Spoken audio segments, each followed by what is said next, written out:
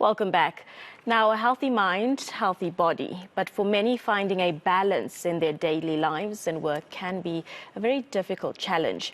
Ronen Aires experimented with choosing one day to focus on themselves and does things that they want to do, but be it meetings they choose or various events that they choose to attend.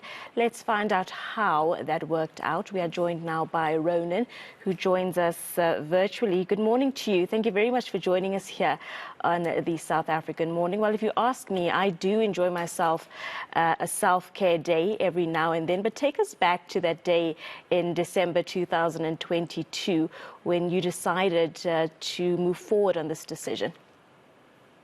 Yeah, thanks for having me this morning. So I don't know if you remember 2022. Most of us have probably blocked it out of our memories. It was super, super stressful. The world and the country were still recovering from COVID. And many of us found ourselves suffering from some form of mental health distress or issue. And I remember towards the end of 2022, I was just so done with all these requests for meetings, for engagements, for all the things that were just literally depleting my battery. And so I went away on December holiday, and most people de-stress themselves during December. And I was thinking, what could be different? And while a lot of people, they look at, well, I'm going to do this goal, and they make New Year's resolutions, and they make all these plans that they come into January, they're all freshed up, and by February or March, they don't even remember what they are. And so I only made one resolution. My one resolution was, I'm going to be different, and I'm not going to seek any goals, but the closest thing I'll do is just to make sure that I don't become like roadkill that I was in December. And so what I did is the first thing I looked at was my calendar. And I'm not sure how your world is, but many leaders have their lives decided for them. That's the irony, is that we start off either in starting our own business, or we're in leadership positions, and we start off with freedom. And as life goes on, and as your business or your organization gets successful or busy, so do we. And this lifestyle of busyness is actually depleting us and killing us. And so we become too stressed, overstretched, and really depleted.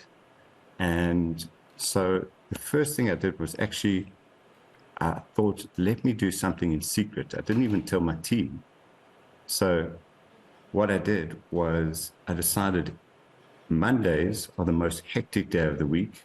And you can just think forward. I mean, it's quite ironic. We're talking on a Saturday when it's the most quiet. But if you had to think of what's waiting for you on Monday morning, most people get the jitters. And so Monday, the world expects the most from you. But on a Tuesday, things are slightly different. And for my company, we've got a work from home day on a Tuesday.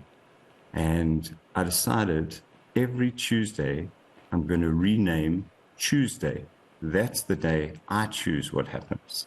And that's where the name Chooseday comes from. So what I do is, let's expand on some actual rules or points that you've made a point to include in your day. How have you transformed your Tuesday then? What are you doing differently now to ease the stress and the anxiety and just have some personal time and time for yourself? So let me just clarify. Tuesday isn't a day off. We're not talking about the 4-day work week here. What we're talking about is doing things your way. So this is all about, so if you've got a morning routine, I usually wake up earlier on a Tuesday and I extend my morning routine. So whether it's breath work, and I see people doing yoga, and so I extend my morning routine. But the first principle of a Tuesday is having the willpower to say no. most of us have to say yes to so many things that we don't actually enjoy, but we have to go to that meeting. We have to see this person, and we have to, and we should. And, we go through all of those mental dilemmas of doing things we don't want to do. So the first thing I do is I block all of those out. If someone wants to meet me, they can meet me on a Monday or a Wednesday, unless I choose to meet you on a Tuesday. And then I look at I flip the switch from urgent to important. And so that's the important thing. So I look at things that are important to do that I haven't had the time to do during the week because everything else is urgent. And so I look at innovative projects. I look at new ways to tap into creativity and inspiration. I have a long lunch or a long walk or a long breakfast with someone that I haven't connected with in a long time. And the big thing for me is I find freedom when I slow things down. When you take that pace from frenetic and you dial it down a bit and you create space between things in the day, what I find is it just creates moments for unexpected things to happen. So you bump But into Ronen, someone. what then about those people who don't have the luxury of just deciding, actually, I'm not going to take on this meeting, I'm not going to do this? Perhaps they don't work for themselves. Perhaps they work for a company who needs them to be at work on a Tuesday and who needs them to do things in a specific way, in a specific order. How do they then ensure that, they make this time available for themselves? What sort of advice would you give to someone who maybe isn't as lucky to manage their day the way that you can? Yeah, so that I would say you're absolutely right. I've chosen a Tuesday for me personally.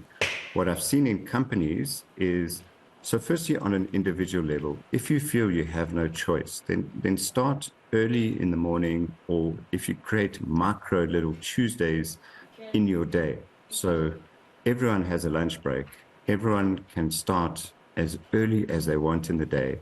And you can take 20 minutes here, 10 minutes here, and half an hour somewhere else. And you can create your own mini experiment that no one will know about. And it will give you an extraordinary amount of freedom and joy. What I've seen in companies is when the founder or when a few people get together and say, hey, we're going to do this, they choose a day, it could be Thursday, for instance, and they decide there's going to be no meetings on a Thursday morning, and you can go about your work as you feel. So in many ways, the collective can come together, or if the leader decides this is a good idea, that they just change their rhythm and the way they do things, because the world is recalibrating the way we work. So It's a very interesting topic and way of thinking, Ronen, but we thank you for sharing your insights and your ideas and how you've changed your Tuesday. We thank you for your time. That was Ronen Aires. He was chatting to us about a concept that he's established in his life called Chooseday, where every Tuesday since December 2022, he decides how his day pans out.